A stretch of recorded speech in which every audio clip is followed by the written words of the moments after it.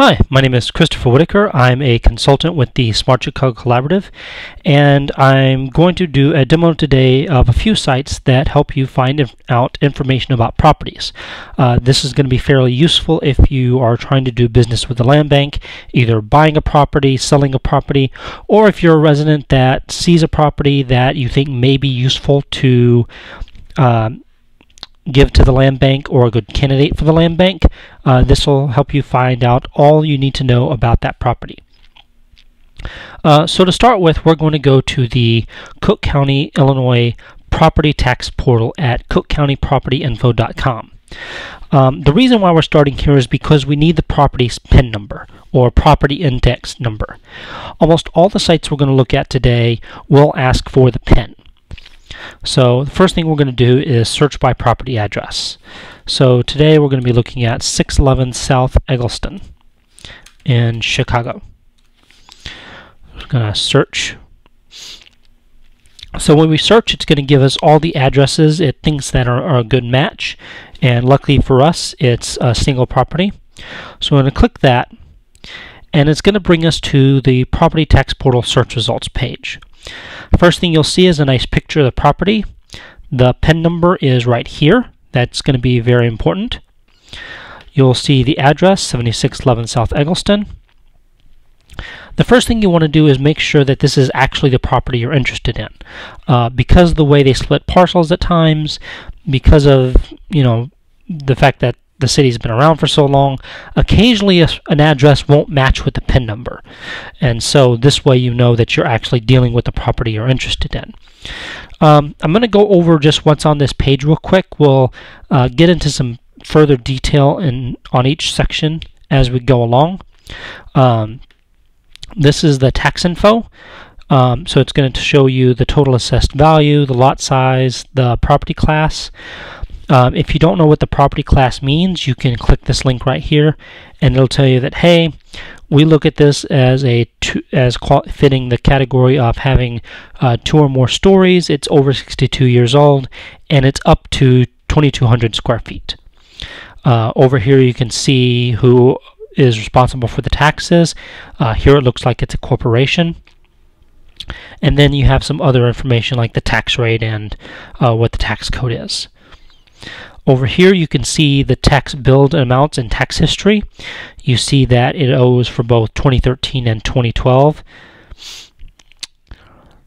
You can see that it didn't have any exemptions and it didn't go through any appeals process. No refunds available. Over here you can see information about the tax sale. So what happens when someone doesn't pay their property taxes, the county will actually sell the tax debt. And if you buy the tax debt, you can get a lien on the property. Anything that happens with this property, either if you're trying to buy it, if you're trying to sell it, the taxes on the property have to be cleared before that happens.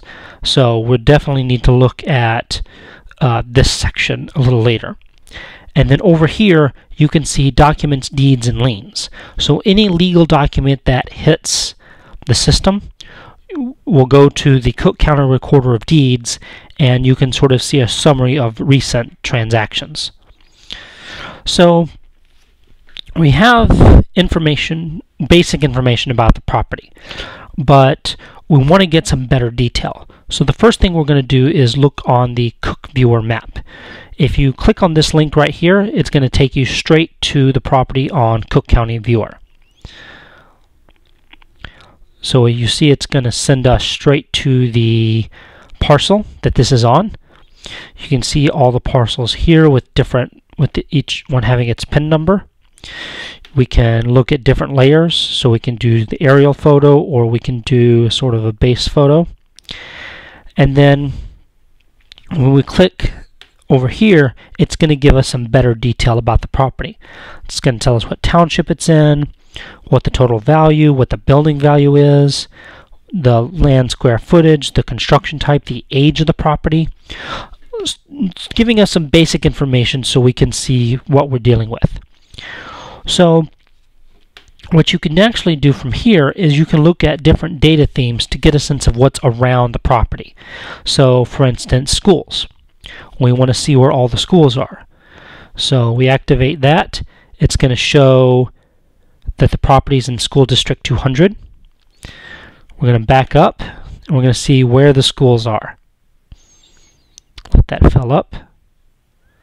So you see Harvard Elementary School is right nearby. A little west, there's Oglesby Elementary School. You can see that there's Simeon Career Academy High School here, and then a little further out, Calumet Career Prep Academy, and then Leo High School right here. We can also look at things like transportation. So we can see all the highways and railroads. So when we back out, we'll see the Dan Ryan right here. We'll see that there's a metro station right here. So we get a much better sense of what's all around there. So the other thing that we can do using Cook Viewer is we can take a look at similar properties.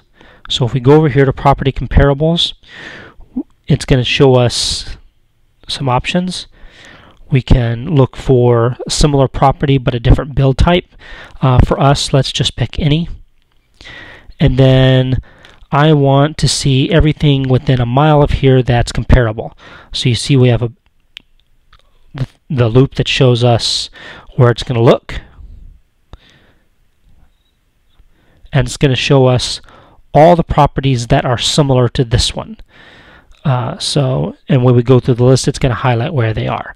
So if we go to this one, we can sort of see the similar property. So this is Cook Viewer. Again, you can go to aerial photo to get a sort of a bird's eye view, a Cook County map if you want something a little more basic. So it's a very useful site for seeing what's all around. So we're going to go back to the property site.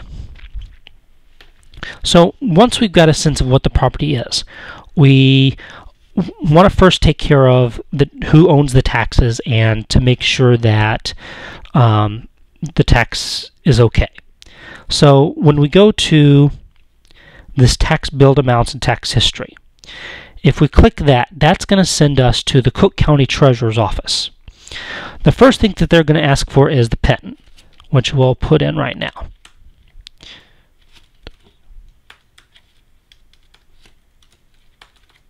We'll put in the CAPTCHA and search. So when we look at the tax history for recent years, we see that this property owes taxes for the last 2 years. Those taxes will need to be cleared out before we can do anything with the property. But it's only going to show us the most recent stuff. To get information that's further back, we're going to want to go to the Cook County Clerk's office. So we see that taxes were forfeited in 2011. That means that the county tried to sell the tax debt and nobody bought it. So we want to get better information. So to find out sort of the really deep dive into what the tax situation is, we're going to need to go to the Cook County Clerk's office at cookcountyclerk.com. This third option is going to show us delinquent property tax search. So we're going to go there and we're going to enter in the PIN. So for this property, it's 2028-313-004. I'm going to enter in the CAPTCHA and search. So here we see that in 2011, they forfeited the taxes. The taxes still had to be cleared out, but this means that nobody sold the taxes. This is important because if they had sold the taxes, that person would have a lien on the property, and those taxes would have to be cleared and the lien taken care of before we could do anything with it. So that's how we figure out the taxes. The other part of this that we're interested to see is the documents, deeds, and liens. We see that in the past this property's been foreclosed. We see it's been in court. So we want to get the scoop on this. So when we go to this site, it's going to jump us to cookrecorder.com, search our records. and it's going to have an option here for us to access their search portal. Now, if you have a pop-up blocker installed like I do, it may present an issue. So turn your pop-up blocker off, and then again we're going to search by the pen. When we bring it up, it's going to give us a listing of all the different court docs for a pretty substantial length of time. So we can actually go back all the way to 1985 to see this property. If we want to see the exact document, we can hit any of these document numbers. So we see here that it's a court document, so we want to see what happened there. I didn't. Okay. So it's going to bring up the image viewer, and we're going to see an unofficial copy of the court document.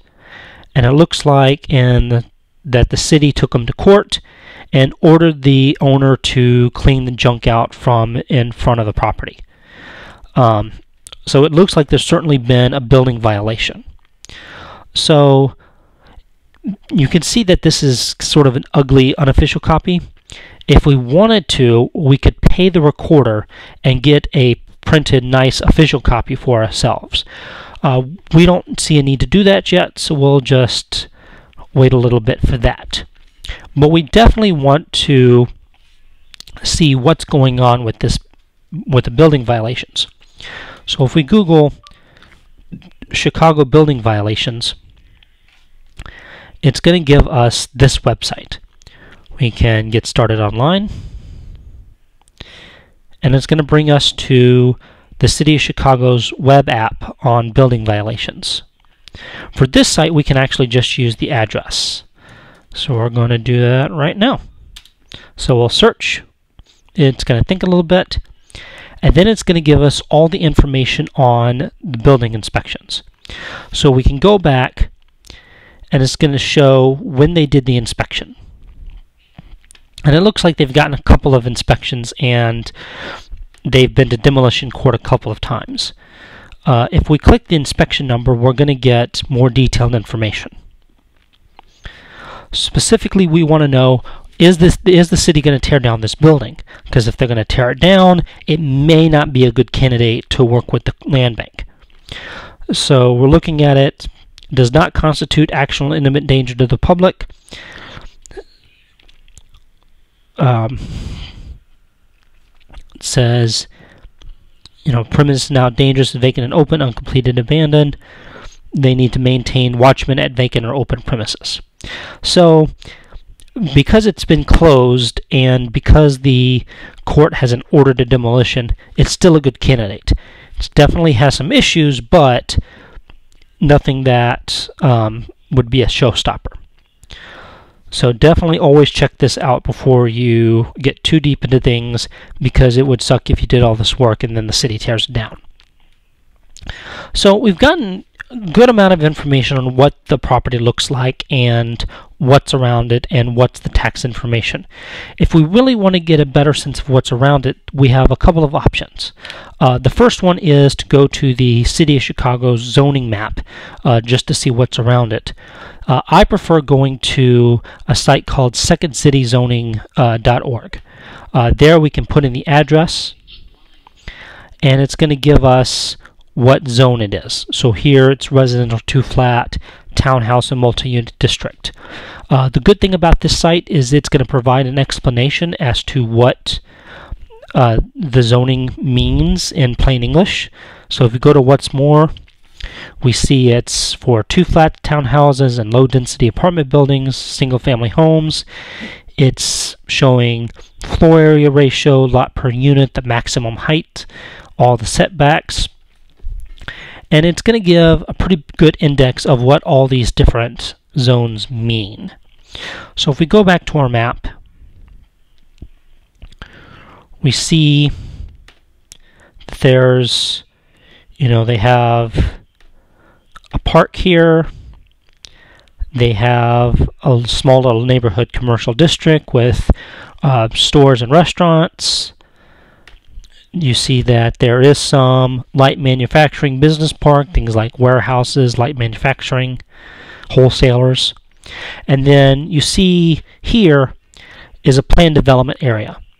Planned development areas are areas that the city and the developer have worked together to negotiate sort of a grand plan for that area. All the tall buildings are planned developments, college campuses, things like that. So this gives you a pretty good sense of all what's around there. So the other site that's really good for understanding what's around there is a site called Redfin. Redfin is a real estate site that people use to try to find a home that they're interested in buying. You can look up a property by address, you can look it up by neighborhood, just to see what's around it. For this property, we see the list price. It's 4-bedroom, 2-bath, the square footage, when it was built, and then it's going to give us some details. We can see that it had some recent fire damage, that the house to the south of it caught fire and was demolished. The fire appears to have affected this building, and so when we're looking at renovating it and making it into a sellable home, we definitely want to keep that in mind. It's going to show us nearby similar homes. So we see a 5-bedroom, 2-bath nearby is listed for $169,000. A 3-bedroom, 2.5 baths for $185,000. And so homes are getting a good price here once they've been renovated. It's going to show you some property details. It's got air conditioning. It's got 2 floors. It's got 2 baths. It's going to show what things like vinyl siding, what school district it's in. It's going to show you the property history, so you can see someone's been trying to sell it, and they've been knocking the price down and down and down. It'll show you all the public records involved. A lot of these we'll already have seen because we looked on the Cook County Recorder's website. It's going to show what school districts it's in. It's going to show the parent rating for those schools. It's going to show nearby high schools. It's going to give you an area overview for the neighborhood. And then it's also going to show you similar homes. So this site is good to see kind of what's around it, what things are going for. That way, if you are a developer that wants to buy the home from the land bank, improve it, put it back on the market, you can sort of get a sense on what you're going to get the home for once you go to sell it. So we've put all this information here on the Smart Chicago website. You can just look up Cook County Land Bank Training. If you have any questions, feel free to reach out to us, and we hope you found this helpful.